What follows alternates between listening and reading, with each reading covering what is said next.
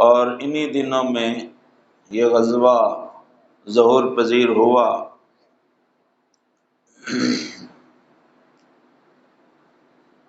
اللہ تبارک و تعالی نے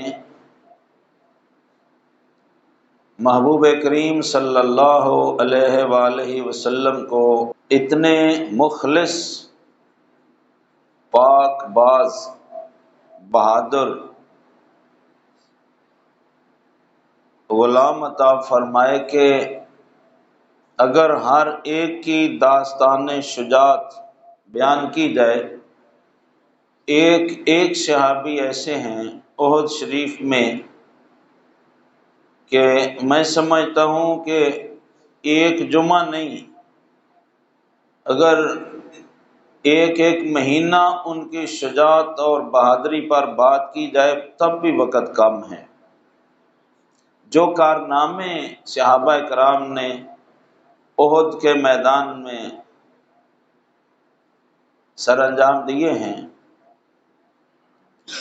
اور کمال اور خوبی یہ ہے کہ جب میدان جنگ کا ذکر ہوتا ہے، جب ہم چھیڑتے ہیں تذکرہ تیر و تلوار کا، تو ذہن فوری طور پر مرد حضرات کی طرف منتقل ہوتا ہے کہ جنگ و جدال، دشمنوں سے دو چار ہونا، یہ مردوں کا کام ہے۔ لیکن ہم دیکھتے ہیں احد شریف میں مردوں کے ساتھ ساتھ جو ان کے گھر میں خواتین ہیں، ان خواتین نے بھی اپنے حصے کا وہ کام کیا ہے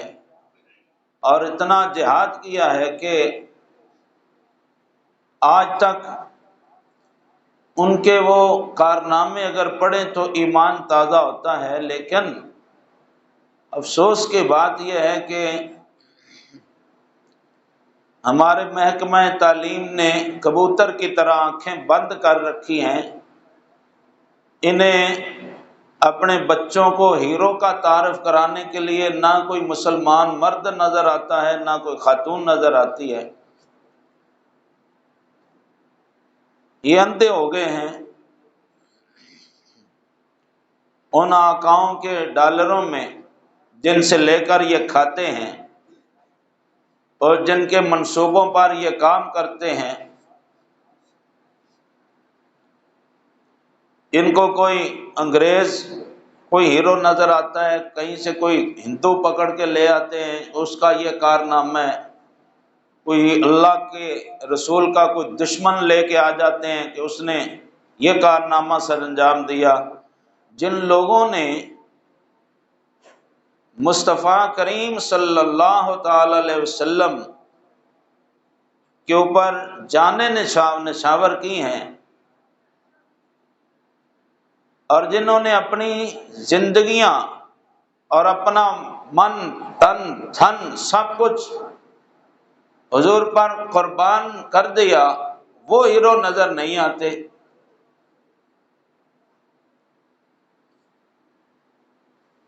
جمعۃ المبارک کی مجلس میں وقت بہت کم ہوتا ہے، اس لیے میں زیادہ تبصرہ نہیں کرنا چاہوں گا۔ میرے اور آپ کے پیارے آقا سید عالم صلی اللہ تعالی علیہ وسلم کے پیارے چچا جان حضرت سیدنا امیر حمزہ رضی اللہ تعالیٰ عنہ کا واقعہ مشہور ہے۔ میں اس واقعے کی تفصیل میں اگر جاؤں تو کافی وقت درکار ہے، لیکن میں وحشی کا تذکرہ کرنا ضروری سمجھتا ہوں کہ جنہوں نے میرے آقا سید عالم صلی اللہ علیہ وسلم کے چچا کو شہید کیا تھا، اس کی وجہ یہ ہوئی کہ بدر میں جو لوگ قتل ہوئے تھے حضرت سیدنا امیر حمزہ رضی اللہ تعالیٰ عنہ حضور کے چچا کے ہاتھ سے، ان لوگوں نے بہت سی قسمیں کھا رکھی تھیں آپ کو شہید کرنے کی، لیکن وہ بزدل اتنے تھے کہ اللہ تعالیٰ کے اس شیر کا مقابلہ کرنے کے لیے پورے مکے میں کسی کے اندر جرأت اور ہمت نہیں تھی، کیونکہ زبان نبوت نے سید الشہداء کا لقب حضرت امیر حمزہ کو عطا فرمایا ہے۔ میرے اور آپ کے آقا نے سید الشہداء اپنے چچا حضرت سیدنا امیر حمزہ کو فرمایا، اور فرمایا اسد اللہ و اسد رسول فی الارض والسماء، میرے چچا حضرت امیر حمزہ یہ دنیا میں زمین پر اور آسمان پر یہ اللہ کے بھی شیر ہیں، اللہ کے نبی کے بھی یہی شیر ہیں، یہ اللہ کے شیر ہیں حضرت امیر حمزہ۔ تو جو اللہ کا شیر ہوگا اس کا مقابلہ پھر کون کرے گا؟ تو اس لیے اب سامنے آ کر لڑنے کی کسی میں طاقت اور ہمت نہیں ہے۔ تو وحشی ایک غلام آدمی ہے، اس نے بھی اسلام قبول نہیں کیا، اسے بہت بڑا لالچ دیا گیا، یہ دور سے چھوٹا نیزہ پھینک کر قتل کرنے کا بڑا ماہر تھا، اسے بڑا لالچ دولت کا دیا گیا کہ تجھے اتنی دولت ملے گی تو حضرت امیر حمزہ کو شہید کر دے۔ تو اب طاقت تو اس میں بھی نہیں تھی سامنے آنے کی، دھوکہ دے کر چھپ کر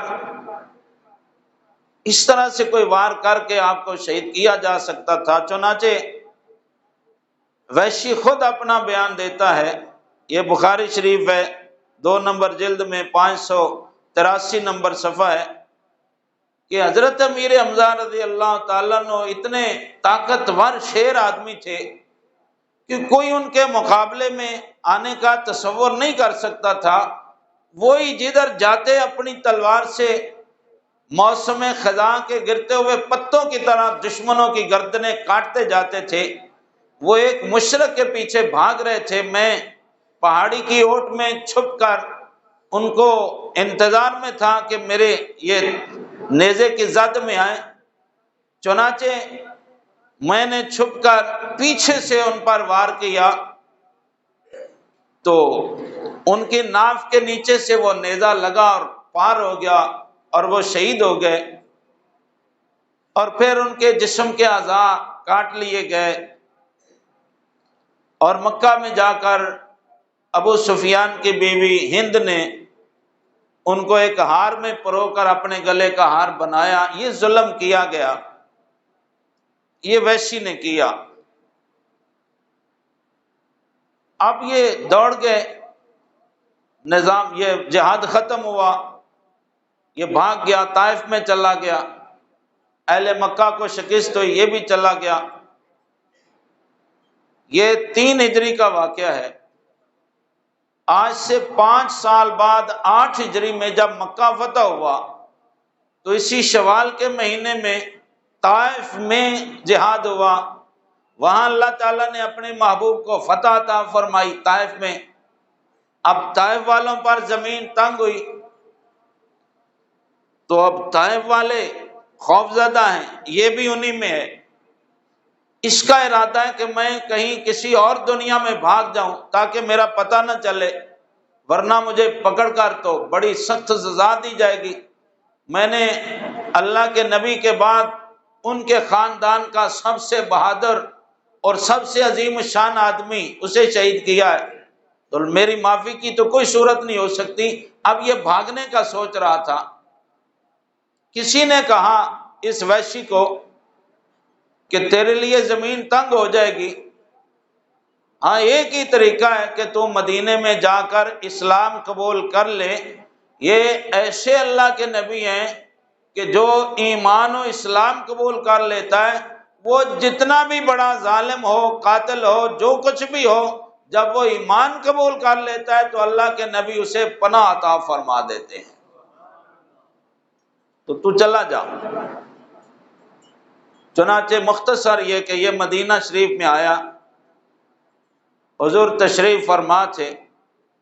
عرض کیا کہ حضور وہ وحشی آیا ہے۔ سرکار نے فرمایا کیسے آیا ہے؟ وحشی خود بول پڑا، اشہد ان لا الہ الا اللہ واشہد انک محمدا عبدہ ورسولہ، میں ایمان قبول کرتا ہوں میرے آقا کے کچھ بھی فرمانے سے پہلے، کیونکہ جس نے اسے سبق پڑھایا تھا اس نے یہی بتایا تھا کہ جیسے ہی تو اللہ کے نبی کے پاس پہنچے فوراً کلمہ پڑھ کے سنا دینا اور ایمان کا اقرار کرنا، ورنہ تیری خیر نہ ہوگی۔ تو یہ جیسے ہی مصطفیٰ کریم کی بارگاہ میں حاضر ہوا فوری طور پر اس نے کلمہ پڑھ کے ایمان کا اظہار کیا۔ تو میرے آقا صلی اللہ تعالی علیہ وسلم خاموش ہو گئے، اور سرکار نے پوچھا،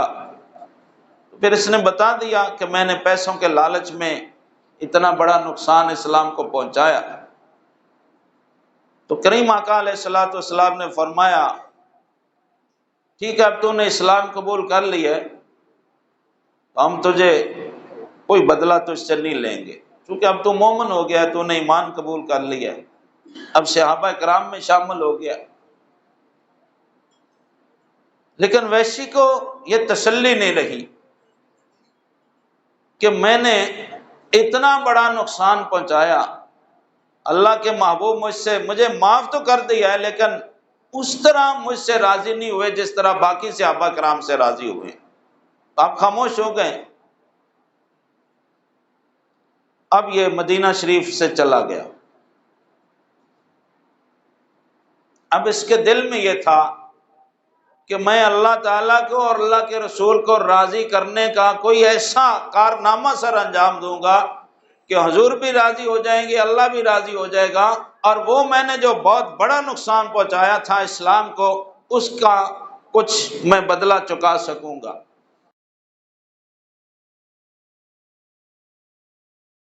اللہ تعالیٰ نے جو لشکر بھیجا تھا،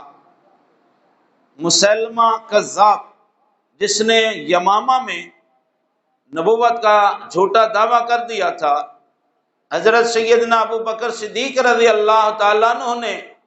وہ جو لشکر بھیجا، اب یہ وحشی اس لشکر میں چلا گیا اور اس نے ٹھان لیا کہ میں نے اسلام کا سب سے اعلیٰ بندہ قتل کیا ہے، اب اس کے بدلے میں کفر کا سب سے بڑا سرغنہ قتل کروں گا۔ یہ جو نبوت کا دعویٰ کرتا پھرتا ہے، میں اپنے ہاتھوں سے اس کی گردن اتاروں گا۔ اس نے وہی نیزہ جس سے میرے آقا کریم علیہ السلام کے چچا کو شہید کیا تھا، وہ بڑا یادگار تھا اس کے لیے، وہ نیزہ اس نے سنبھال کے رکھا ہوا تھا۔ وہ سرکار امیر حمزہ کے جسم سے اس نے نکال لیا اور اسے سنبھال لیا، نشانی کے طور پر، فخر کے طور پر، کہ میں دنیا کو بتاؤں گا یہ وہ نیزہ ہے جس سے میں نے نبی کے چچا کو شہید کیا تھا، فخر کے لیے، تکبر اور غرور کے لیے۔ لیکن اب ایمان قبول کر لیا، وہ نیزہ اس نے سنبھال کے رکھ لیا کہ کبھی یہ مجھے پھر کام دے گا۔ وہی نیزہ اس نے پھر سنبھالا اور آج یہ میدان میں آ گیا، یمامہ میں۔ اب جب گھمسان کا جنگ ہوا تو وحشی نے معلوم کیا کہ کون ہے نبوت کا دعوے دار، کس کا نام ہے مسلمہ، کون کہتا ہے کہ میں نبی ہوں۔ تو دکھایا گیا وہ ہاتھی کی طرح لوہے میں جکڑا ہوا اور گھورتا ہوا اور بڑی شیخی بکھارتا ہوا وہ مسلمہ، کیونکہ اس کے پاس بڑی فوج تھی، بڑی حفاظت تھی، حفاظتی دستہ اس کے آس پاس ہے۔ لیکن وحشی نے رضی اللہ تعالیٰ عنہ، اب ہم اسے صحابی کہیں گے، رضی اللہ تعالیٰ عنہ کہیں گے، کیونکہ اب وہ صحابہ کرام میں شامل ہیں، ایمان قبول کر چکے ہیں اور میرے آقا نے انہیں معاف بھی کر دیا ہے، اس لیے ان کے خلاف اب کوئی بات نہیں کی جائے گی۔ تو حضرت وحشی نے یہ اپنے دل میں ٹھان لی کہ بس آج یا میں نہیں یا یہ نبوت کا جھوٹا دعوے دار نہیں، اس روئے زمین پر یا تو میں زندہ رہوں گا، اگر میں نہ زندہ رہا تو پھر یہ زندہ رہے گا، اگر یہ زندہ نہ رہا تو پھر میں زندہ رہوں گا، ہم دونوں میں سے آج شام تک ایک کا فیصلہ ہو جائے گا اور یہ ضرور ہوگا۔ چنانچہ وہی نیزہ اس نے سنبھال کے رکھا۔ جب گھمسان کا جنگ ہوا اور حرکت ہوئی اس کے حفاظتی دستے میں، تو اس وحشی نے خوب تاک کر، اس کا کمال یہ ہے وحشی کا کہ بس یہ ایک ہی وار کرتا ہے، یہ 2 وار نہیں کرتا۔ جس کو بھی قتل کرنا ہوتا ہے اس کو 2 وار نہیں کرنے پڑتے، کبھی بھی، یہ اس کا ریکارڈ ہے، ایک وار میں بندہ ختم کرتا ہے، اور وار ایسا کرتا ہے کہ دوسرے کی ضرورت ہی نہیں پڑتی۔ تو جیسے حضرت امیر حمزہ کو تاک کر اس نے ایک ہی وار میں ختم کیا تھا، آج اسلام کا سب سے بڑا جھوٹا مدعی نبوت وہ اس کے سامنے جب آیا، اس نے آج پھر وہی اپنی طاقت استعمال کی، وہی اپنا فن استعمال کیا، بس ایک نیزہ لگایا اور ایسی جگہ پر لگایا، ایک ہی نیزے نے وہ جھوٹے مدعی نبوت کے جسم کے 2 ٹکڑے کر کے رکھ دیے۔ اب وحشی نے سکھ کا سانس لیا، اب مجھ پر میرا رب بھی راضی ہو گیا ہے، مصطفیٰ بھی راضی ہو گئے۔ یہ کارنامہ سر انجام دیا۔ اب پھر وہ نیزہ سنبھال کے رکھ لیا، پھر وہ رکھ لیا کہ شاید مجھے کبھی پھر یہ کام دے۔ اب یہ مطمئن ہو گئے حضرت وحشی۔ اب جب بات ہوتی تھی تو کہتے تھے میں نے وہ جو زمانہ کفر میں سرکار کے چچا کو شہید کیا تھا، اس کے بدلے